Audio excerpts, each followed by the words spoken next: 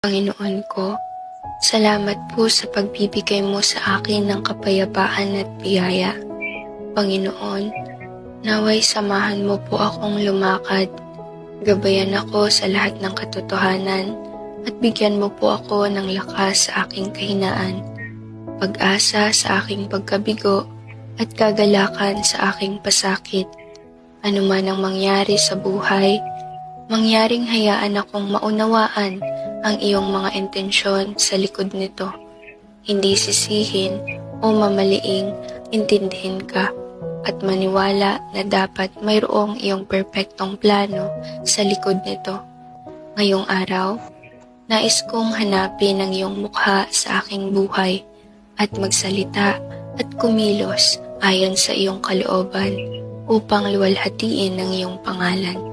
Idinadalangin ko ito sa pangalan ng Panginoon.